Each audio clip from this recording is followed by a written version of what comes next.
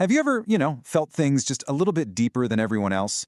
Like you pick up on tiny details people completely miss, or maybe you just get totally overwhelmed by the sheer volume of life sometimes? Well, if that sounds like you, trust me, you are not alone.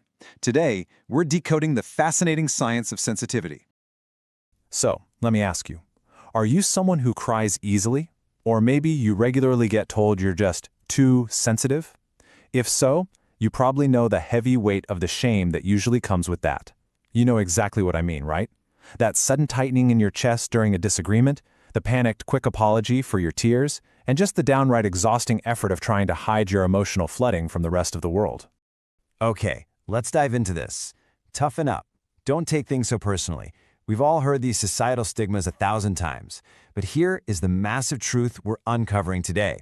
Your sensitivity, it isn't a flaw in your machinery. Actually, scratch that. It's not a weakness at all. It is literally a profound biological superpower. Section 1, the 8K resolution brain, your biological superpower. It turns out you aren't operating on faulty wiring, not even a little bit. You are actually running on an entirely different level of hardware. Get this, 20% of us, that's 1 in 5 people, are born with a biological trait called sensory processing sensitivity. And evolution didn't just make a mistake here, it kept this trait around for a very specific reason. Back in ancient tribes, while the other 80% were the bold warriors rushing headfirst into action, you were the royal advisors. You were the vanguard of awareness who noticed the subtle changes in the wind long before the storm ever hit. Think of it like this. A standard brain records the world in standard definition, right? It filters out about 90% of background noise just to save energy.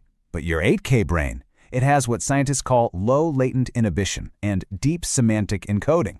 You don't just see a room, you process every single subtle detail, the annoying buzzing hum of a distant refrigerator, the scratchy texture of a new shirt, and the absolute slightest emotional shift in a friend's tone of voice. Psychologists actually map out this complex experience using something called the DOES model. That stands for depth of processing, overstimulation, emotional reactivity and empathy, and sensing the subtle. Because of this high-definition hardware, your mirror neurons are hyperactive. That means you literally simulate and feel other people's pain right in your own body. And that pause to check hesitation you might always beat yourself up over, that isn't you being slow. It is high-level thorough computation. This brings us to a really beautiful concept known as the differential susceptibility theory. Basically, most people are dandelions. They can survive reasonably well anywhere, right? Even growing up through a crack in the concrete. But highly sensitive people, you are orchids.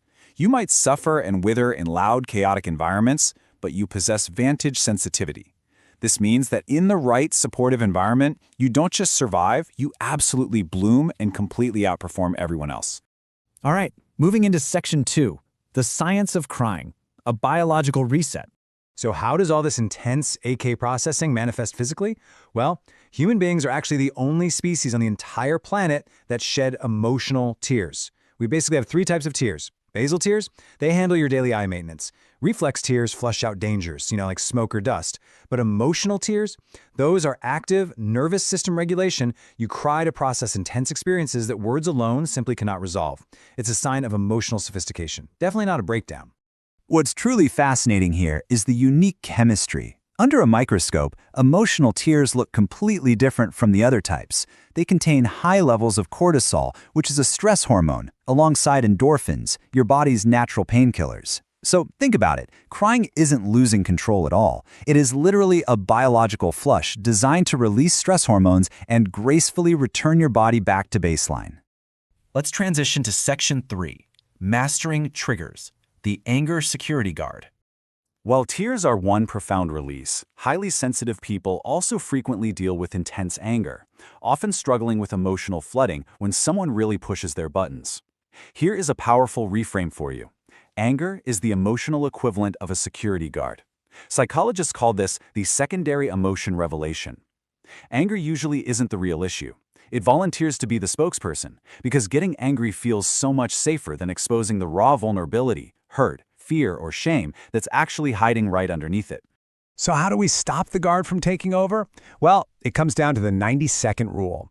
When you hit a trigger, your body immediately flushes with stress hormones. But neurologically speaking, those chemicals naturally flush out of your system in exactly 90 seconds. That brief little window brings you to the choice point. Any anger you feel after those first 90 seconds, that's just you feeding the fire by replaying the story you're telling yourself. As psychiatrist Viktor Frankl so profoundly noted, between trigger and response, there's a space. In that space lies your freedom.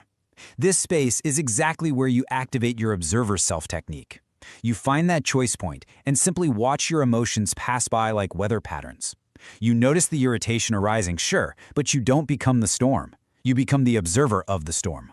Which brings us to Section 4, your sensitive survival guide, building the greenhouse.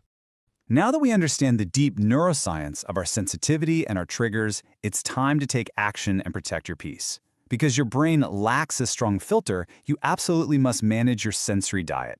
You have depleting inputs that drain your battery, like open offices, loud traffic, constant phone alerts, and then you have nourishing inputs that restore you, like brown noise, natural light, and soft textures. And hey, remember, putting on noise-canceling headphones to block out bad inputs isn't rude.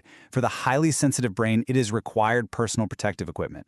You can build a really strong daily defense with 3 practical steps. First, build a restorative niche. Just find a quiet space for a 5-minute physical retreat to let your system idle. Second, use the gray protocol. Turn your phone to grayscale to stop the exhausting digital dopamine assault. And third, make the compassion shift. To stop the emotional sponge effect from draining your empathy, remember, you can throw a struggling friend a rope from the shore. You do not have to jump in and drown with them. The ultimate shield in defending your greenhouse is the pause protocol. Let me check my capacity and get back to you. I'll say it again. Let me check my capacity and get back to you. Memorize this phrase. Make it your default. It buys your deep processing brain the vital time it needs to override the immediate emotional impulse to people please, allowing you to only say yes to what truly nourishes you. As we wrap up this explainer, I want to leave you with a question. How will you stop surviving the sidewalk and start building your greenhouse today? Remember, your 8K brain is not a flaw you need to fix or toughen up. It is a brilliant, high-performance gift that this loud, disconnected world absolutely desperately needs. Take control of your inputs, master your triggers, and let your incredible orchid mind bloom. So what step will you take first?